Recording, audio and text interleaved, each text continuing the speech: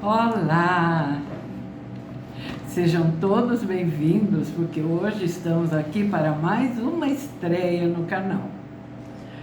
Isso quer dizer o quê? Que nós vamos iniciar a leitura de um novo livro.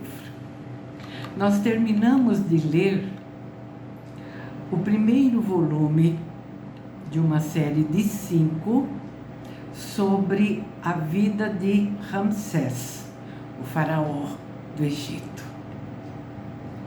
Esse primeiro volume tinha o título de Ramsés, o Filho da Luz. E hoje eu vou dar início à leitura do volume 2 dessa série, que chama-se Ramsés, o Templo de Milhões de Anos.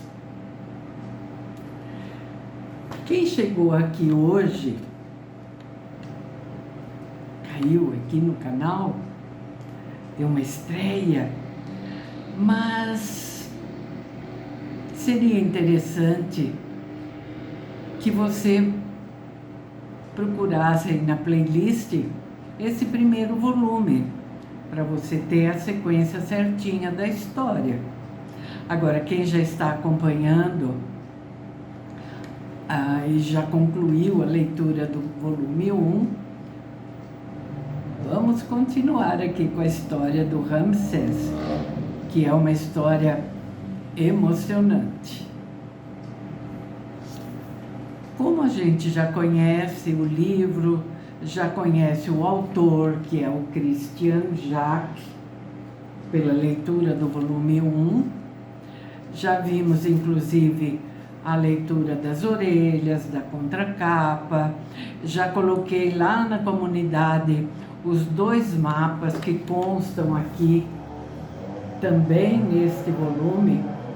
É o mesmo mapa que nós já vimos, que eu já coloquei para vocês na comunidade. São os mesmos mapas. Então, nós vamos já entrar no capítulo 1. Tá bem?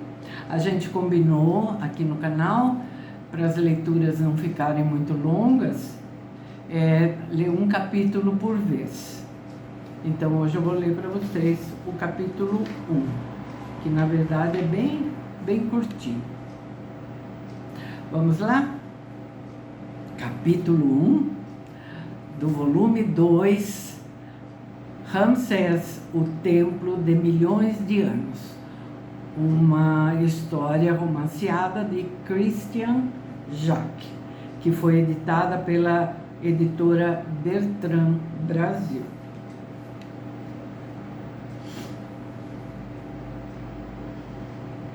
Ramsés estava só, aguardava um sinal do invisível. Estava só, diante do deserto, da imensidão de uma paisagem queimada e árida. Só, diante do seu destino, cuja chave ainda não possuía. Aos 23 anos, o príncipe Ramsés tornara-se um atleta de 1,80 m, com magnífica cabeleira louro veneziana, rosto levemente alongado, musculatura esbelta e forte, a testa larga, supercílios salientes, sobrancelhas espessas, olhos pequenos e vivos, nariz longo e um pouco aquilino, orelhas redondas e delicadamente desenhadas, lábios carnudos acima de um queixo bem pronunciado. Tudo isso compondo um rosto autoritário e sedutor. Apesar de tão jovem, quantos caminhos já trilhara. Escriba real, iniciado nos mistérios de Abidos e regente do reino do Egito, associado ao trono por Sete, que designara assim o filho mais novo, ele, Ramsés, como seu sucessor.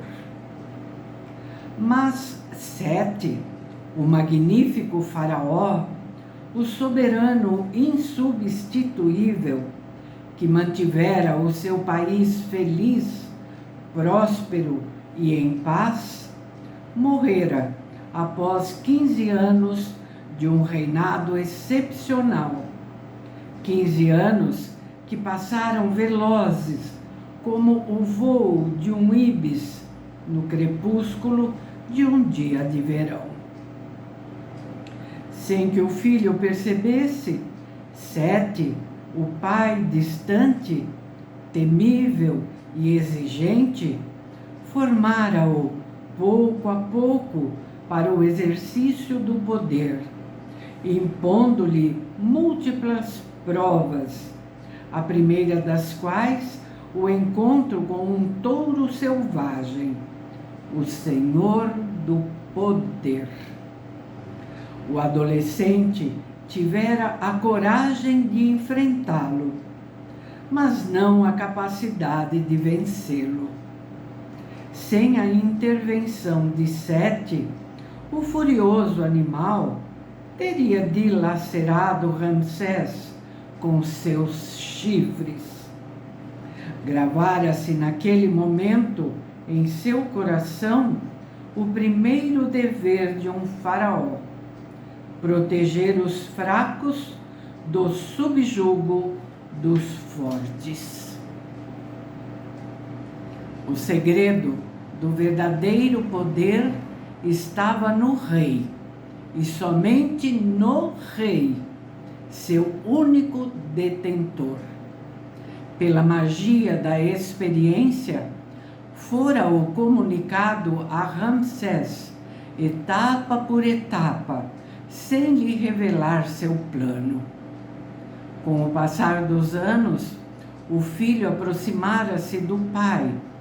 Seus espíritos comungaram na mesma fé, no mesmo entusiasmo. Severo, reservado, Sete pouco falava, mas oferecera a Ramsés o privilégio único dos diálogos, nos quais se esforçara intensamente para lhe transmitir os rudimentos da sua importante e árdua missão de regente do Alto e do Baixo Egito. Horas luminosas, momentos de graça, agora perdidos no silêncio da morte. O coração de Ramsés abrira-se como um cálice para receber e assimilar as palavras do faraó, para conservá-las como o mais precioso dos tesouros e fazê-las reviver sempre no seu pensamento e nos seus atos. Mas Sete deixara-o para reunir-se aos seus irmãos, os deuses, e ali estava ele, Ramsés, só, privado da sua presença, da presença. Sentia-se desarmado, incapaz de suportar a carga que pesava sobre seus ombros: governar o Egito. Aos 13 anos, sonhara com isso, como uma criança que sonha com um brinquedo inacessível. Depois, renunciara a essa ideia louca, convencido de que o trono estava prometido a seu irmão mais velho, Shenar. O faraó Sete e a grande esposa real, Touia, haviam decidido de maneira diferente. Após observarem meticulosamente o comportamento dos 2 filhos, designaram Ramsés para desempenhar a função suprema. Por que não escolheram alguém mais forte e mais hábil? Alguém à altura de Sete? Ramsés sentia-se pronto para enfrentar qualquer inimigo em combate singular, mas não para manejar o leme do Estado nas águas incertas do futuro. Em combate, na Núbia, provara a sua bravura. A sua inesgotável energia guiá-lo-ia, se necessário, pelos caminhos da guerra para defender o seu país. Mas como comandar um exército de funcionários, de dignitários e de sacerdotes, cujos ardis e artimanhas lhe escapavam? O fundador da linhagem, o primeiro da dinastia dos Ramsés, fora um vizir idoso a quem os sábios haviam confiado um poder que ele não desejava.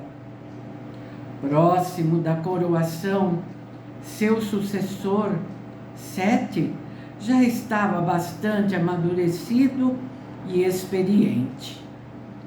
Ramsés, com apenas 23 anos, contentara-se em viver na sombra protetora do pai, seguindo as suas diretivas e correspondendo ao seu mínimo apelo. Como era maravilhoso confiar num guia que traçava o caminho. Trabalhar sobre as ordens de Sete, servir ao Egito, obedecendo ao faraó, e sempre junto dele encontrar respostas às suas indagações. Agora, aquele paraíso tornara-se inacessível. E por ser um jovem fogoso e ardente, o destino ousava exigir dele, Ramsés, que substituísse Sete. Não seria melhor dar uma gargalhada e fugir para o deserto, para bem longe, onde ninguém o encontrasse?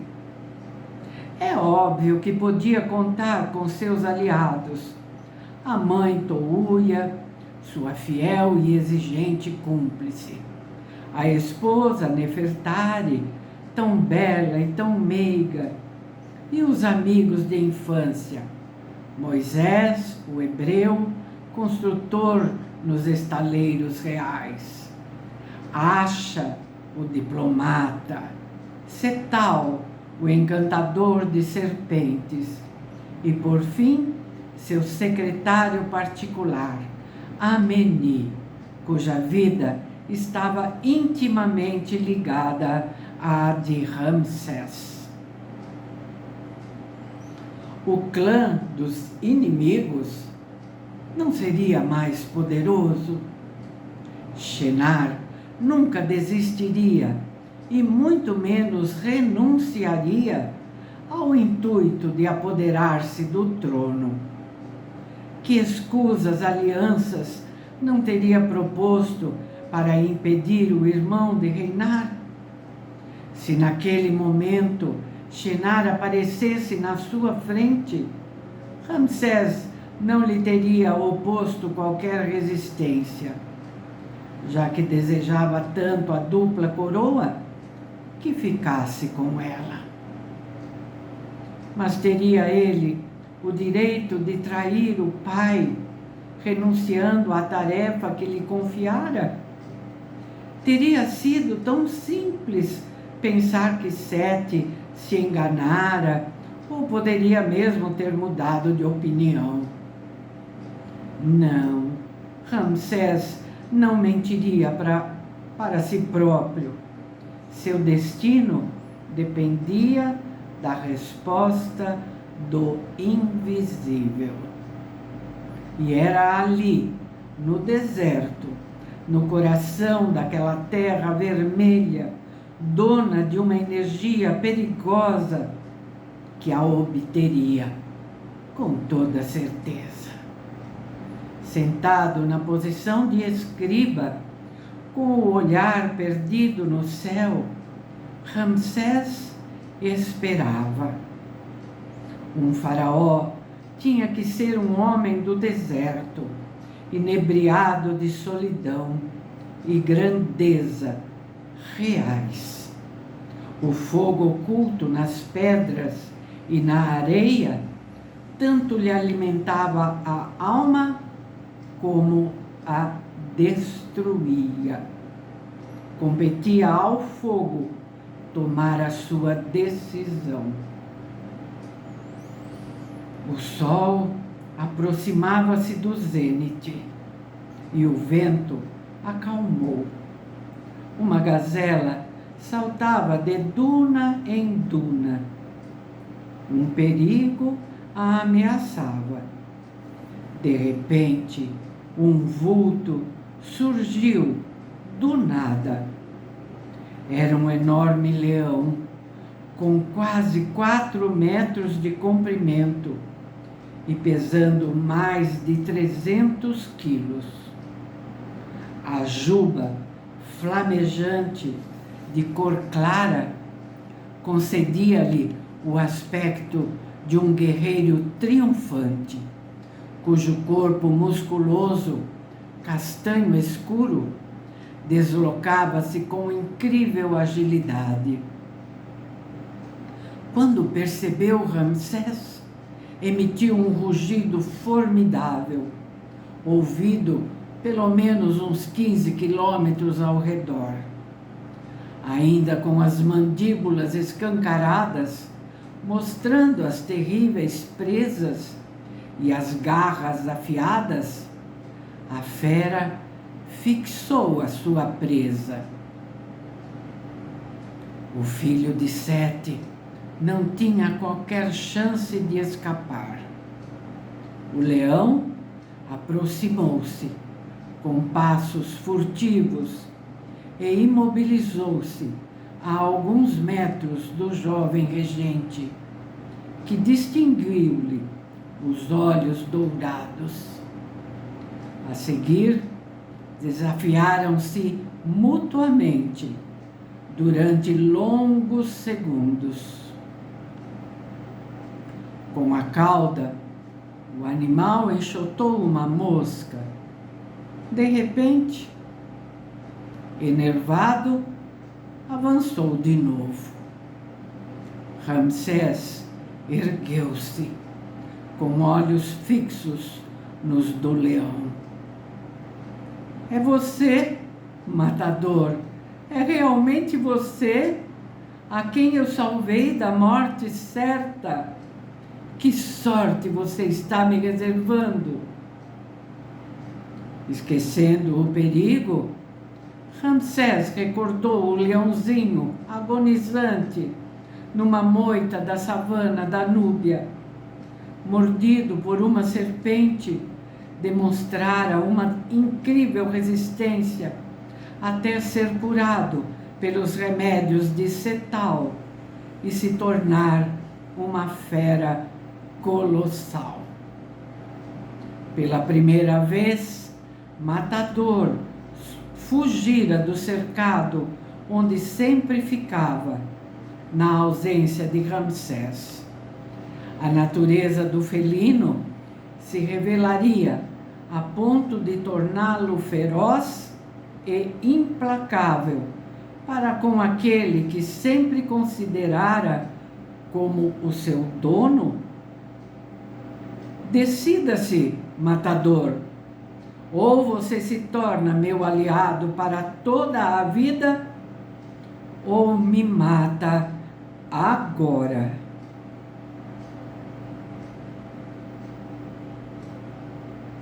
O leão ergueu-se nas patas traseiras e pousou da frente sobre os ombros de Ramsés. O choque foi brutal, mas o príncipe o suportou. As garras não estavam de fora e o focinho da fera farejou o nariz de Ramsés. Ali mesclava-se a verdadeira prova de amizade, confiança e respeito. Você acabou de selar o meu destino.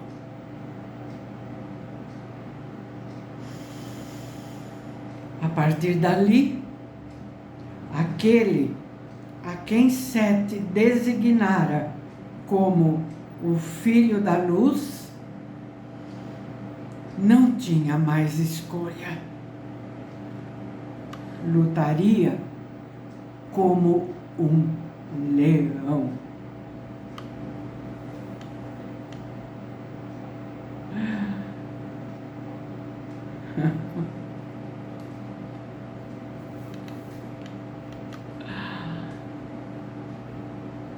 Nossa, já começamos bem, não é? Lá no primeiro capítulo, esse. Muito bom, muito bom. Agradeço a cada um de vocês que esteve aqui comigo. Deixo o meu agradecimento muito profundo e conto com vocês na sequência dessa leitura, que promete. Tá bem? Volto então no próximo vídeo para a gente continuar juntos aqui. Até lá, muito obrigada mais uma vez. Muito obrigada. Tchauzinho.